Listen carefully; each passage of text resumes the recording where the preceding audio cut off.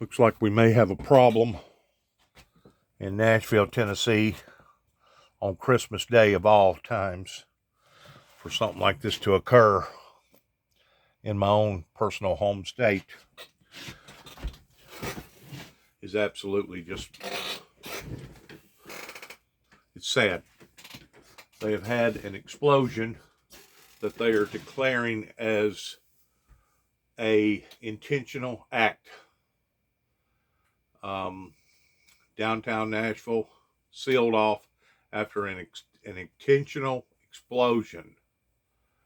I don't know how many people have been injured, but you would think that terrorists, regardless whether it was homegrown terrorists or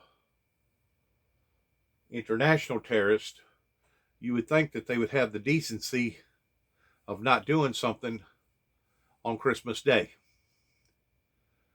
But this just shows you the times that we're living in here in America towards things being AWOL the way that they are right now here in the USA.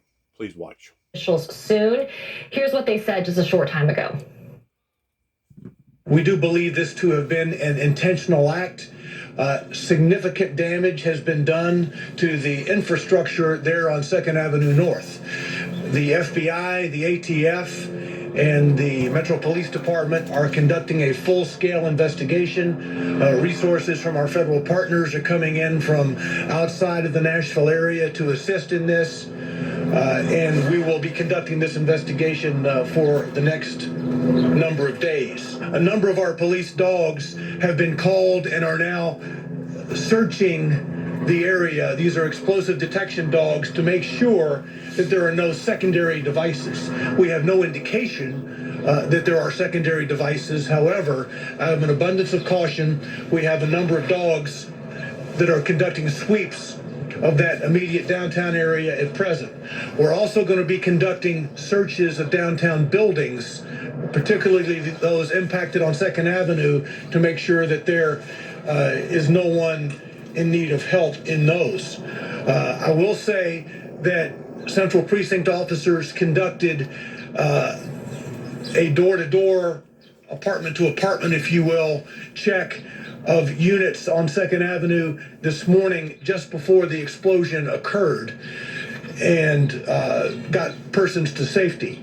There was actually a man walking his dog on 2nd Avenue that an officer stopped and directed in another way just before the RV exploded.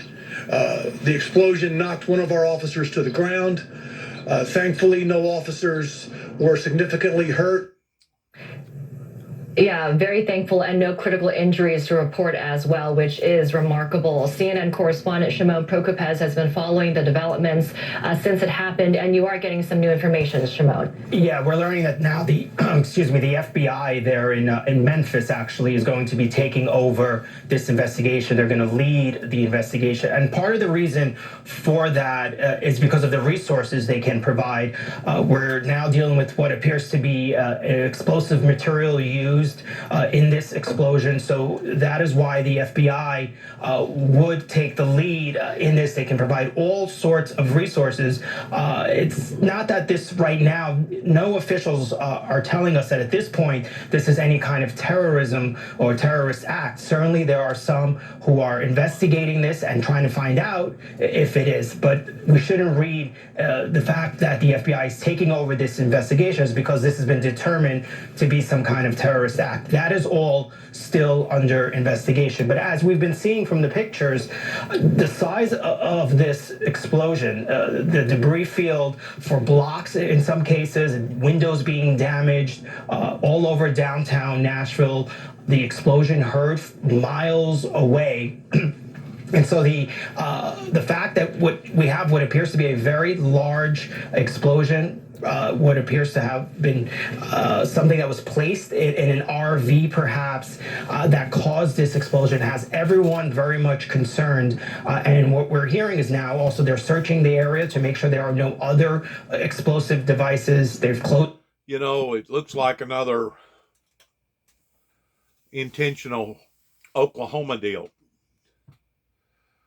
And like I said, it's horrible that we live in a society that we have to be consciously cautious 24/7 of not knowing if somebody is going to be coming by your house, just doing a drive-by, just for the hell of it, to shoot a bunch of bullets off into a building or your apartment or your home. Or somebody's going to make up some sort of a damn bomb to blow up something and trying to make some sort of a statement.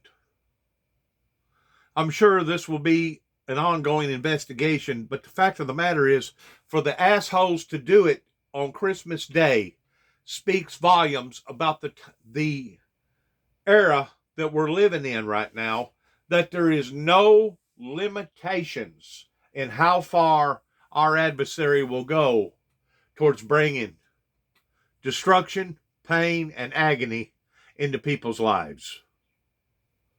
I mean, whenever people will go off into a church and assassinate people while they're praying, or go into a school and shoot up a bunch of kindergartners, or do some of the things that these domestic, which I don't know if it's domestic or international, you got to look at it towards it being a terrorist type act, regardless whether somebody got killed or not. Anybody that's going to do that type of destruction to public property is considered a terrorist, especially that much. That right there was substantial. Whoever done that knowed exactly what type of destruction that they was going to bring into the area. And I'm really surprised that they didn't wait until a bunch of people was around. That way it would be more devastating.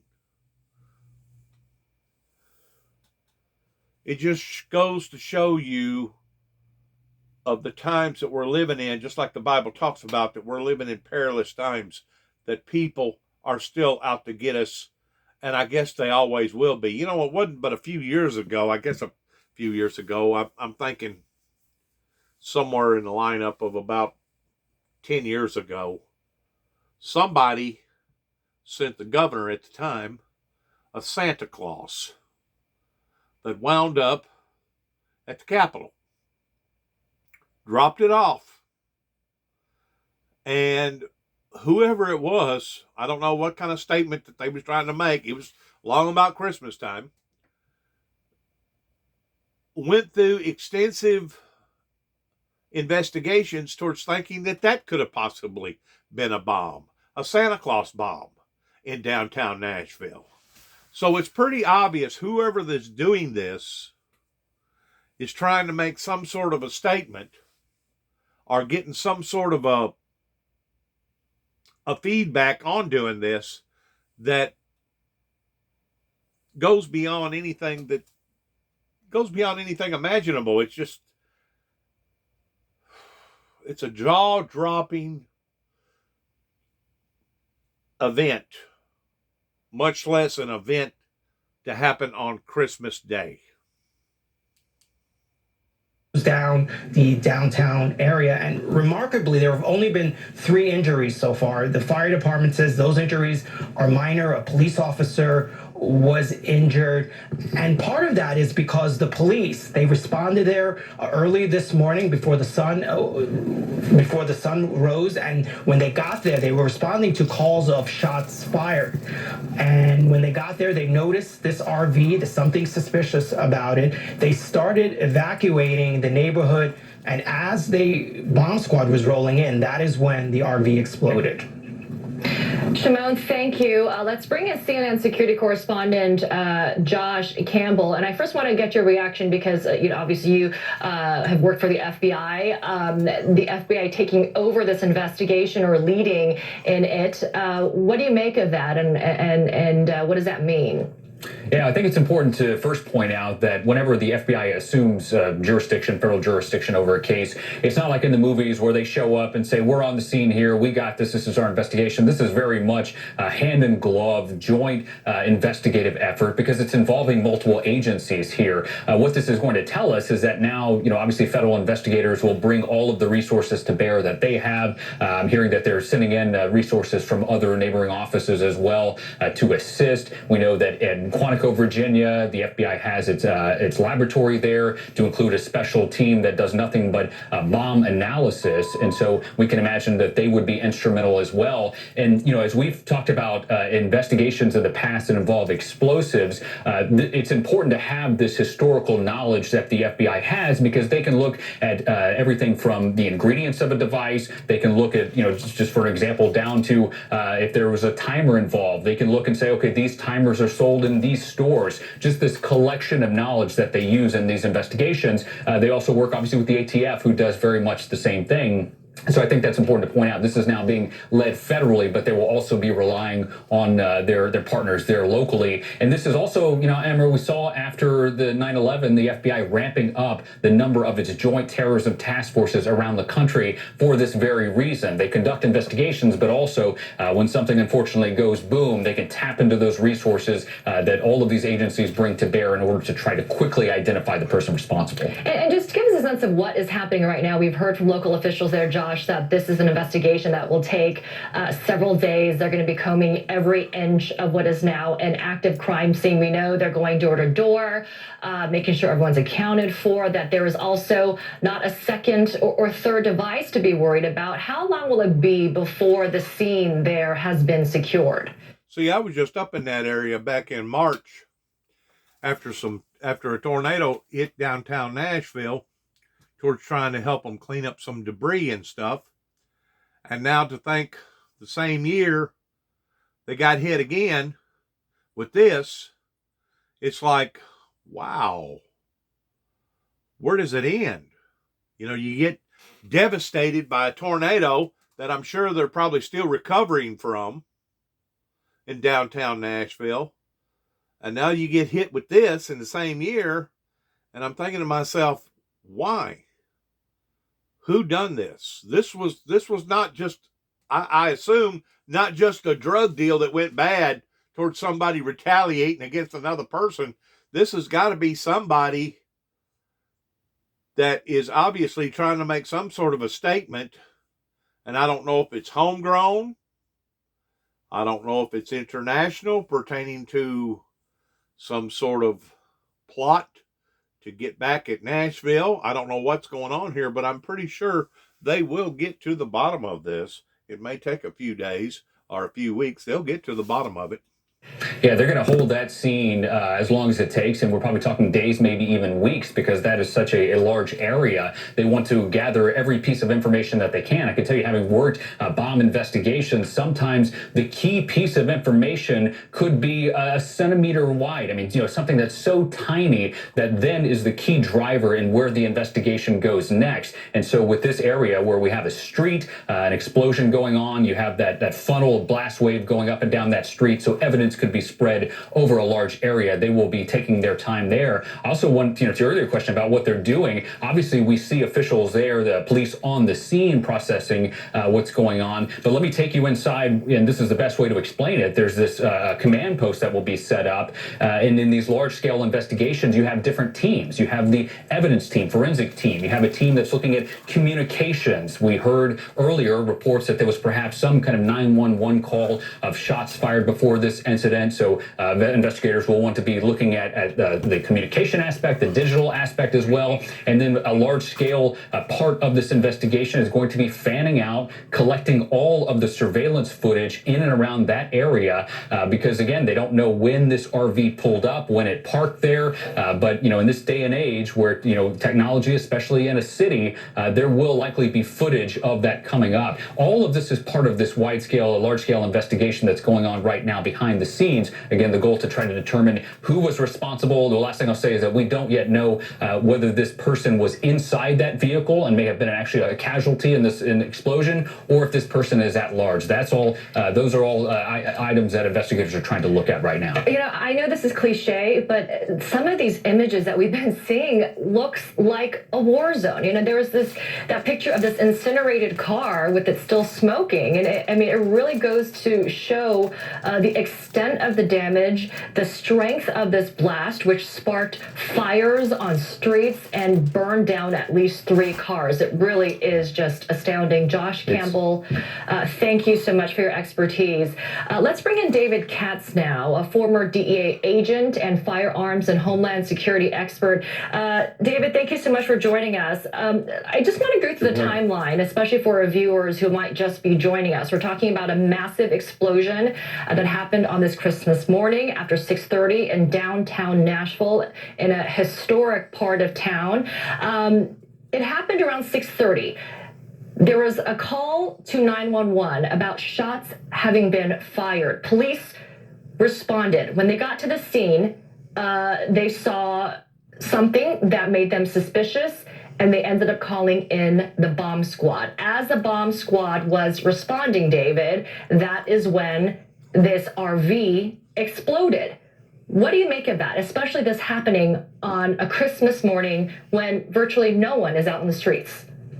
Yeah, well, you know, you had a bunch of things wrapped into that question. The Christmas morning thing, obviously, is early that morning. You're not going to expect a lot of people on the streets, so you know this could be some misguided kind of intention to cause property damage and minimize casualties. But to your first question, the initial 911 call, do we know there was actually shots fired, or was that a ruse to lure law enforcement to the scene?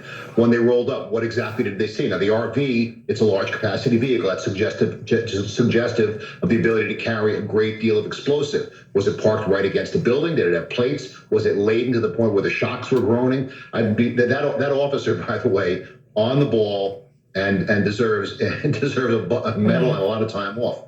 But the timing and the location is interesting. I was in Nashville just a couple months back, and that location, in the evening, it's residential, but apparently it's next to the AT&T building. Now, the AT&T obviously owns many corporations, including CNN. Is there a link there? I mean, it's too early to tell. And David, so how do you get to these answers? What exactly will they be looking at to figure out who and why and what the intended target may have been?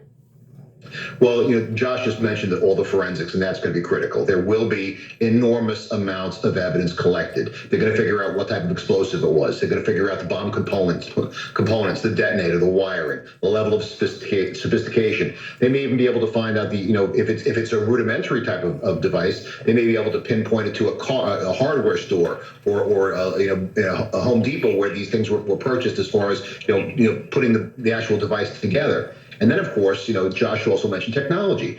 Every city has license plate readers. So there's no doubt if that vehicle had plates, that it's going to be rolling past a number of readers. You're going to be able to pinpoint where it came in, roughly when it was parked. And then, of course, once they get the vehicle, they're going to be able to get the VIN number. They're going to be able to ID it. And I have a fairly high level of confidence that they're going to be able to identify who was behind the wheel there. Yeah, I was just going to ask you that. David Katz, thank you so much for joining us. If you're just tuning in here on CNN, this is Nashville, Tennessee. Yes, this is the United States of America. The extent of the damage is really remarkable after a massive explosion rocked downtown Nashville. This is near 2nd Avenue. It is an active crime scene. The newest bit of news that we heard from Shimon Prokupecz is that the FBI has now taken charge in this investigation, which is expected to take days. Everyone is being asked or told, actually, for that matter, to stay away from this area as officials are still trying to secure the scene, make sure that there is no secondary device, and that everyone in that surrounding area has been accounted for.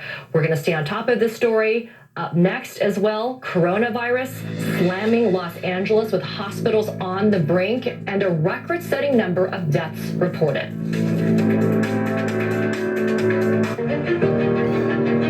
Discover. Words can be tough. Finding understanding and blowing themselves up on Israeli buses. The wall saves lives. Or breastfeeding. Avoid grapefruit during treatment. Ask your doctor about living longer with Kisqali. his father's dying wish. And that the checkpoints are not for security. If there was no threat for Israeli settlers, if there was no threat after the Intifada and others of violence, then there wouldn't be checkpoints. no, But there are checkpoints no. because Now there is no intifada, and there is. You know, whenever you look at people in the Middle Easterners area, they have been on guard pertaining to terrorist activity, I guess, for the past 35, 40, 50 years.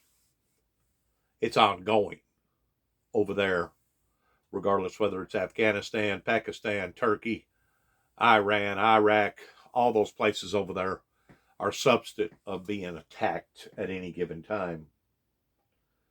Especially those that preach and believe in the name of Allah, that think that if they commit suicide, wearing a suicide vest in the middle of, let's say, 300 or 400 people, if they take their own lives in a retaliation such as this, they actually are convinced, they've been brainwashed in believing that they're going to go to heaven, live with Allah, and drink all the wine they want and be with 99 virgins. Over in the third world countries, you can kind of halfway intensify in expecting this type of activity. But to see something that has occurred on Christmas Day, less than, give or take, about two and a half hours away from where I am right here, speaks volumes about the idiocy of somebody that would be willing to do this just to draw attention to themselves as far as a terrorist act, intentional terrorist act. It's absolutely sickening to think that we're living in a time to where people can literally kick out a window on the 17th floor, I guess, whatever floor, in downtown Las Vegas, and go to shooting and killing 60 or 70 people and injuring 300 or 400. We're living in so much uncertainty right now that it's pathetic in how dangerous the times have become as far as taking away the stability that we all used to depend upon pertaining to our safety and our well-being. I mean, it's got to the point now that you don't know from one day to another if somebody's going to steal your identity, and the next thing you know, your credit card, all your credit card information and your bank card information is stolen or taken by somebody. We are living in perilous times right now, to the point that any and everything that is imaginable that can happen could happen just at the flip of a hat for no reason. Now, I don't know if this was a drug deal that went bad in Nashville, Tennessee.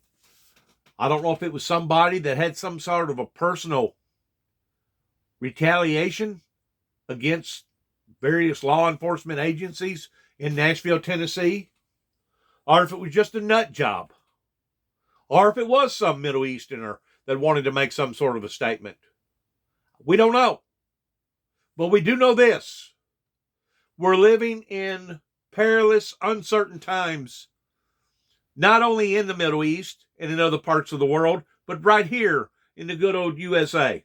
It's really sad that Mark, just give us perspective that in we terms have of, lost the briefing that we heard. we have lost a sense of stability and safety in our own country. It's sickening. Heard that the president was given. Do we have a time on that in terms of explosion at 6:30 Central Time, which is 7:30 Eastern? How long was it before we understood that the president was briefed?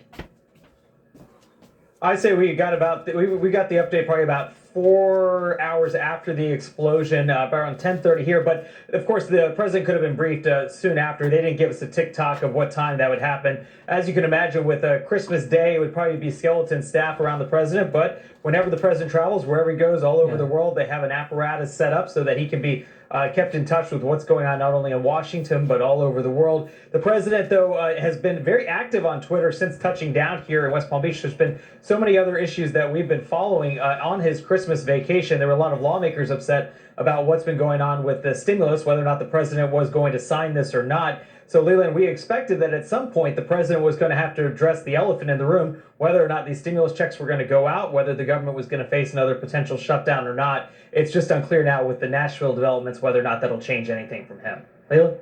Yeah, in the past couple of holidays, either Thanksgiving or Christmas, sometimes the pool that travels with the president comes in to a room. He oftentimes gives some thoughts, and then sometimes calls the troops who are serving overseas at this time. So something to watch for. Mark, and standing by in West Palm Beach, talking to his federal sources as well. Mark, thank you. Julie? We are awaiting, Leland, an update from authorities in Nashville. They are set to make remarks at the top of the hour. The Christmas morning explosion hurt at least 3 people. Police do say it does look like it was intentional. We've got much more on this developing story next.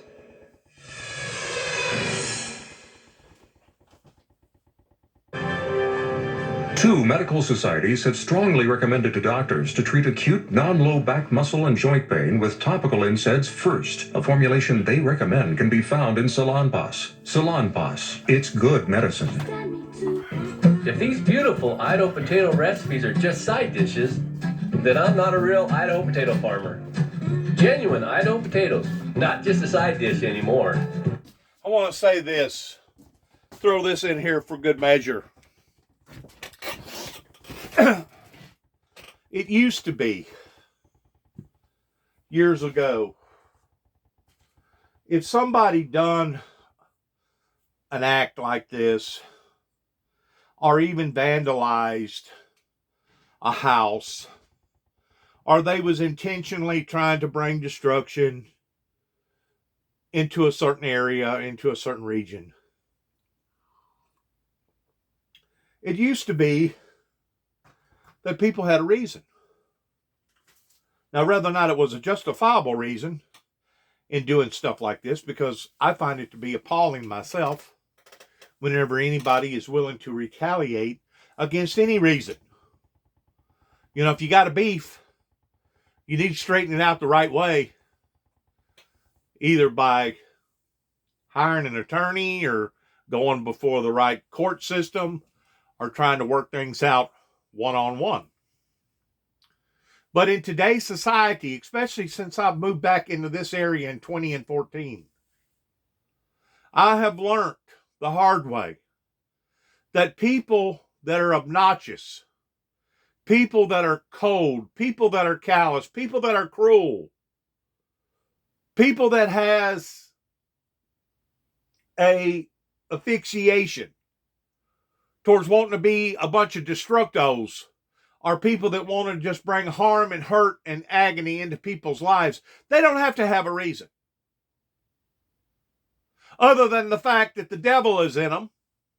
They themselves are miserable, and they want to make other people's lives just as miserable. I learned that the hard way through my father, James Robert Jackson, that come out of World War II, that turned his back on God, and because he turned his back on God, the old devil got in him, and he become a very miserable human being.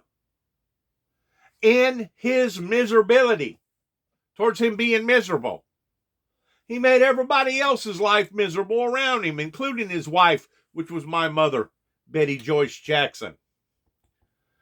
My 3 older brothers and my younger brother, or my 2 older brothers and my younger brother. He made lots of people's lives miserable simply because his own personal life was miserable. And that's the handiwork that the devil usually plays pertaining to all of this, is because Satan has entered into somebody's life that has made their life absolutely miserable. And because their life is miserable, they want to do misery to other people. Like I said a while ago, it has gotten to the point that you don't have to have a reason to see destruction, vandalism, or somebody play off on something like this in a barbaric, cruel, insensitive way. In today's society, the devil, Satan, just like the scriptures reads, will emerge and he'll lash out towards a bloody road ahead. And just as the scriptures reads that Satan will rise up in great wrath simply because he knoweth his time is short. That is the only logic that I can put with an act either like this or other acts that has occurred similar to this, including 9/11, 9/11, of a group of people that wanted to bring harm and hurt and agony into a bunch of people's lives. This is the era that we're living in, which has gone just in the opposite direction of opening up the first seal, pertaining to the second seal being opened, that describes, prophecy speaking, that there will be peace upon to the earth before the opening of that second seal, because in order to take peace from the earth, there has to be peace upon the earth to take. I have seen movement after movement after movement, and it's not necessarily all right here in America, but I have seen movement after movement after movement that has gone contrary to peace and utopia since 1988, especially since 1983. Between 1983 and 1988, we've seen Reagan get shot. We have seen the incident out in Atlanta pertaining to the abortion clinic, the bomb blowing up in the Olympic Park, Ruby Ridge. We've seen Waco. We've seen the Oklahoma bombing. We've seen 9/11. We've seen another act that to this day they still haven't gotten the perpetrators on, pertaining to a town that got blown up about 20 miles on the other side of Waco. I think it was west of Waco, pertaining to a ammonium nitrate factory. They still got $1 million reward on that towards whoever was embarked upon that act. But my point that I'm trying to make is, since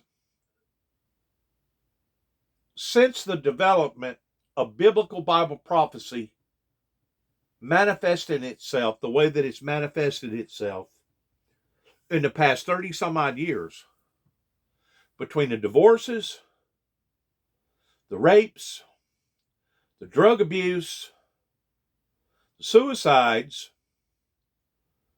the abortions, the drug overdoses, this country being turned totally upside down as far as us being $27 trillion in debt, all our jobs leaving America and going to other places, towards watching all these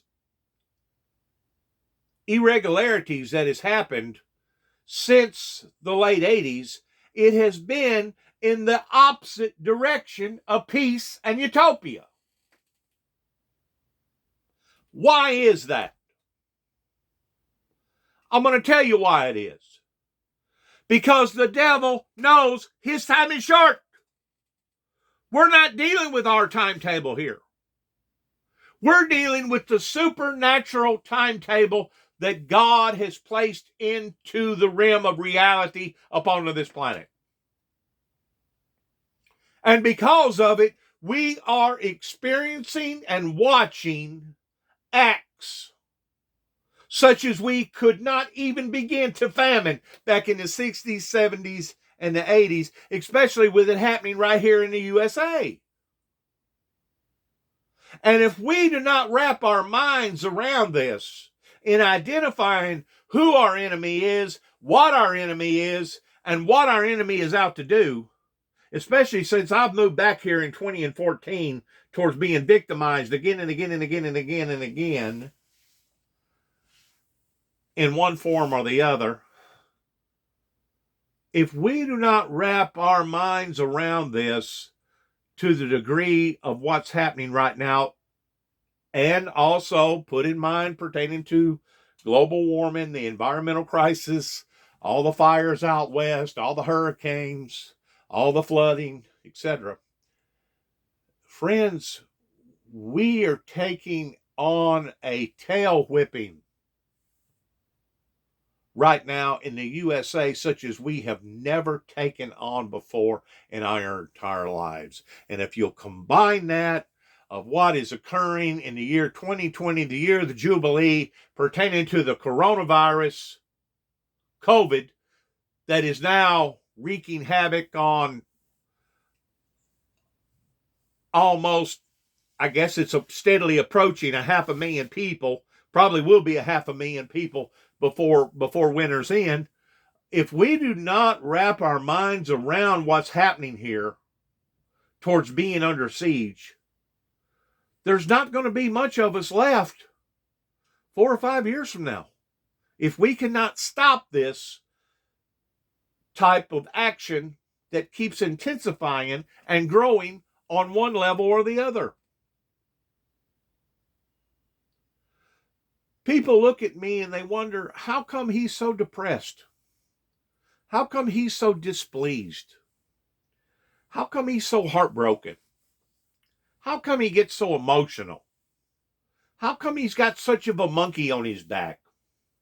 How come old Juby, he's got such of an axe to want to grind with the locals and the state and various people up in Kentucky and various people out in Oklahoma City, Oklahoma, and some people out in Atlanta, Georgia, and people up in Washington, D.C. How come he's got such of an axe to grind?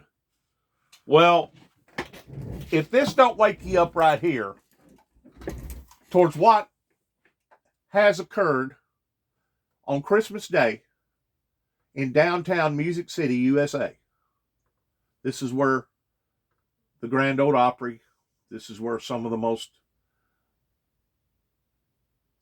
famous country western entertainers have basically been born at, going all the way back to Hank and Minnie Pearl and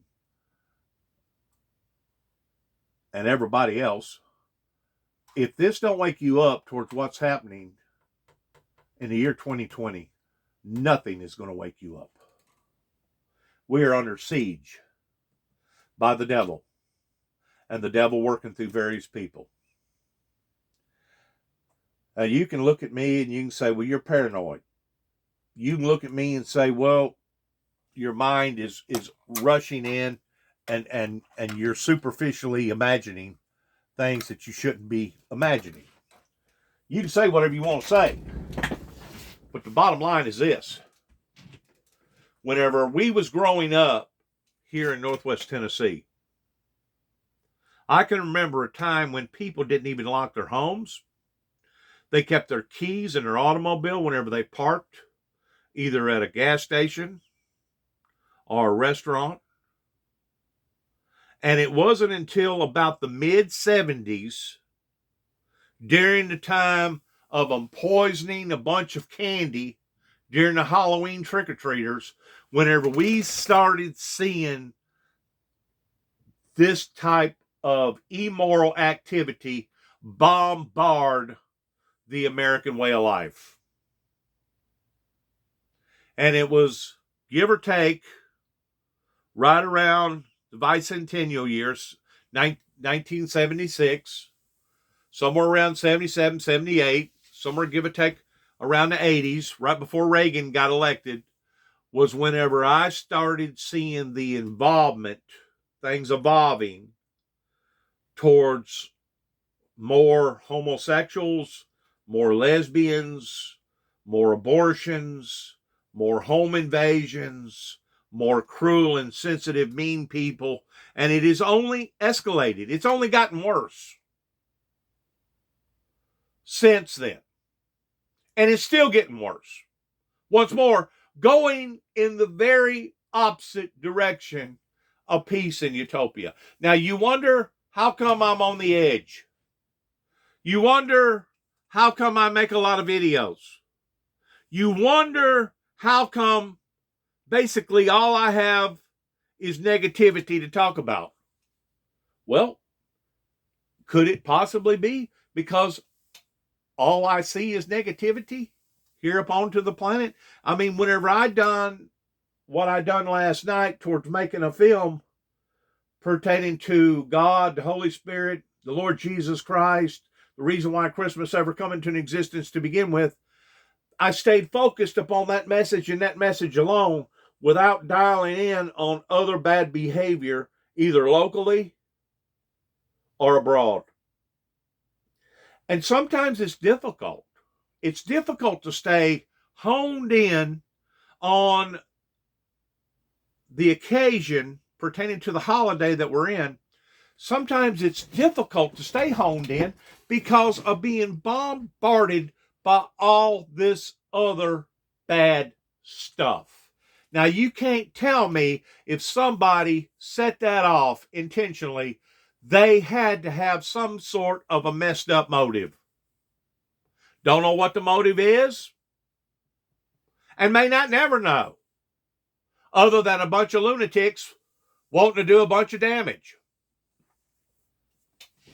And like they was talking earlier, the shots going off may have been some sort of indication towards trying to lure a bunch of cops in there, thinking that it was going to be some sort of a domestic possible shoot 'em out problem, while all them cops got up in there, and the next thing you know, an explosion happened and killed half the precinct or something. I don't know. I just know that we're living in very, very cautious, uncertain times.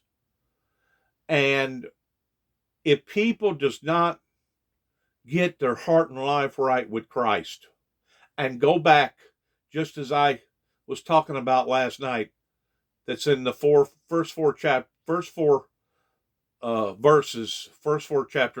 book of Revelations, towards going back and getting their heart and lives right. If we don't go back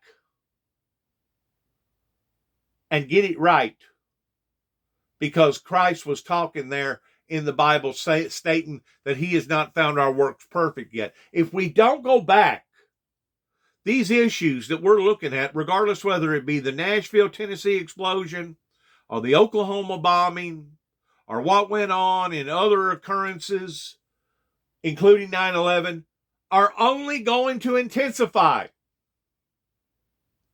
Whenever I made the statement that I made in 2005 towards a bloody road ahead, you can dial in on just the shooters, the massacres that has occurred since 2005. And if that ain't a wake-up call for you, which is going in the opposite direction of peace and utopia, something obviously is wrong with your ideology, the way that you take in information, the way that you look at reality. Something is wrong. You know, it hasn't been too many years ago to where somebody actually walked into a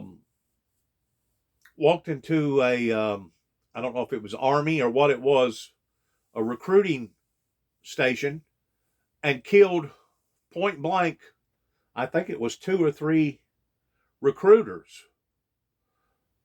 I think it was in Chattanooga, if I'm not mistaken, that they walked into and done this. People are becoming so bold in doing some of the most erratic things that I've ever heard of. Cops being shot in broad daylight, walking up to them and just shooting them in the head, or taking something and blowing something up like this occasion has happened. We are dealing with an entity right now, that has not merged since World War II,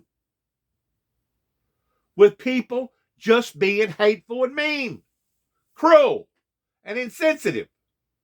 And it breaks my heart to watch something like this, especially in my own home state, less than about 2.5 hours away from here. It breaks my heart to see where somebody is that close to me that's willing to do something like this. Because if they're willing to do this, God only knows what else that they're willing to do if they don't catch them and put them away before it's too late. If they're willing to do this, and they got away with it, there ain't no telling what these same people could do or will do down the road. News out of Nashville, a large intentional explosion. FBI Memphis is taking the lead on this investigation. It started at 6:30 local time when an RV was spotted, suspicious RV, reported by a local police officer who called in the bomb squad, was able to do safety checks, get people out of there 30 minutes later. In fact, that RV did explode right on, a main avenue, 2nd Avenue, right in downtown Nashville. Fortunately, only 3 people were injured. They were taken to local hospitals. No one critically hurt. Originally, 911 call was made, and there were reports of shots fired. No evidence of shots fired, but if you hear the screams, those screams on the top right of your screen, cell phone video of people on the ground moments after this explosion in sheer horror of what they just witnessed. Thank God no one was killed. Joining me now, though, is Chris Swecker, former FBI Assistant Director. We do know the FBI Memphis is leading on this investigation, obviously in coordination with the ATF, the local Nashville police. Local Nashville police, it's interesting to note, did mention earlier in a news conference, and in an hour they'll have another, that they do have several people they're currently speaking to. They didn't name them persons of interest. They could just be witnesses. Would they bring witnesses to the station to speak with, or would they just talk to witnesses on the street? How does that work? What's the first step in the FBI's investigation here? Well, they'll talk to them wherever they can find them. They, of course, will try to get to an area in a car or somewhere where they can have a one-on-one conversation if they're talking to witnesses. Now, if they have a suspect, they in all likelihood will get them to an FBI facility or the local police department. But at this stage, I think probably what the police chief is saying is that they're interviewing potential witnesses.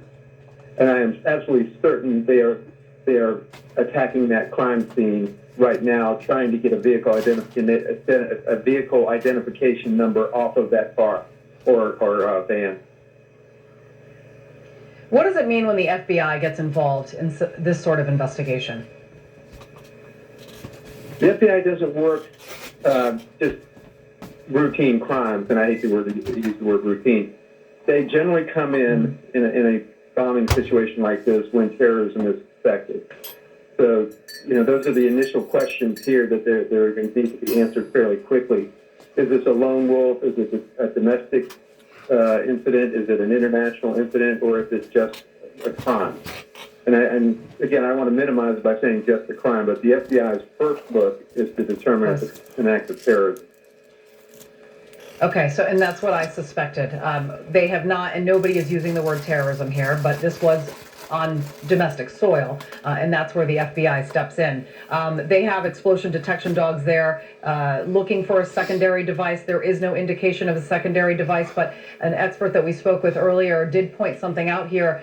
There is no coincidence, first of all, this happened on Christmas morning. It is a bit odd that it happened at the time it did. It happened at 6:30 in the morning, which is not necessarily a time that you would see a ton of foot traffic. An earlier guest, a bar owner, did alert us to that brick building that you see there where the RV was parked in front of. That was an AT&T communications center. So that apparently is sort of the central hub of communication for downtown Nashville.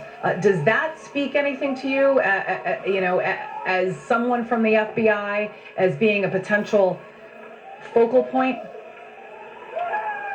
Well, I will say that communications infrastructure has always been on the terrorist target list, and of course, that's not being ruled out at this point. I have some questions about the shots fired call, and it makes me wonder whether someone was trying to lure first responders to the scene and then detonate the bomb.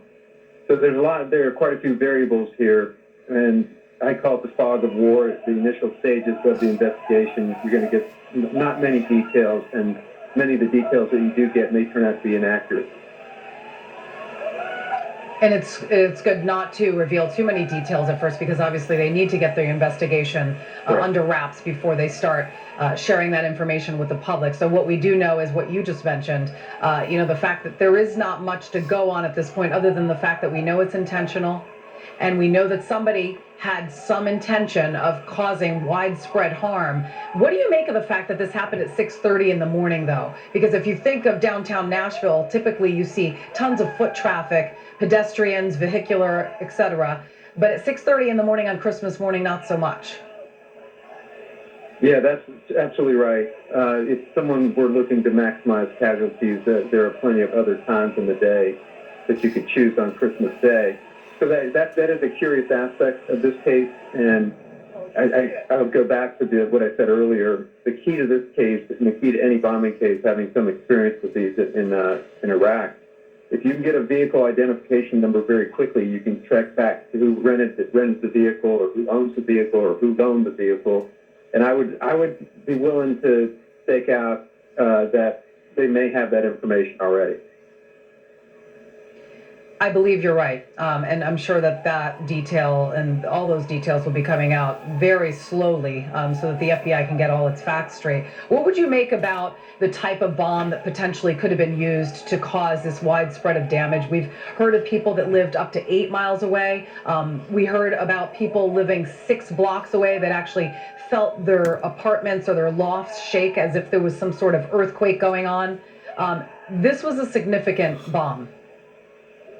Yeah, this suggests some type of high explosive. And I spent some time in Iraq doing these types of investigations, crime scene forensic investigations of vehicle bombing. A good bomb tech can take a look at a crater or the crime scene and tell you almost right away whether it was high explosives or whether it was something else, dynamite or some other type of explosive device. This one sounds like it looks to me like it's high explosive, probably 100 pounds or more of that. So that sounds very, I hate to use the T word, but it sounds a lot like a terrorist act to me at this early stage. And as a commentator, I can say that. If I were processing a crime scene, of course, I wouldn't say anything.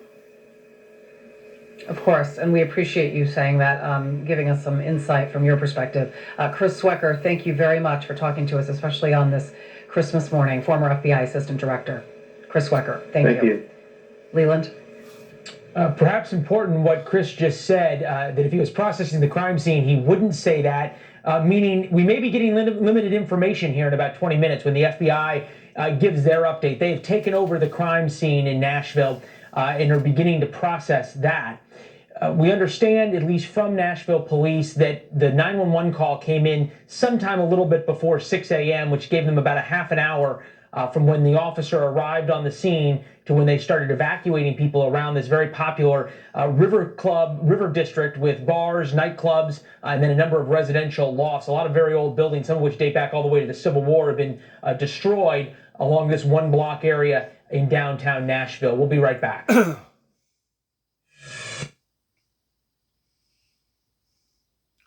Super, super sad. Especially if this was some sort of vindictive deal towards somebody's girlfriend broke up with them, or somebody beat them out of a couple $100, or there ain't no telling. But like I was telling you earlier, there is no limitations in how far people are willing to go in what that they do. It's obvious that this isn't just a a gas explosion from an automobile. This was somebody that deliberately wanted to make some sort of a statement. And obviously, it's not a good one. A unanimous consent vote on that amendment. Let's see what else we got going on before we trial and error here on this. We're going to try to put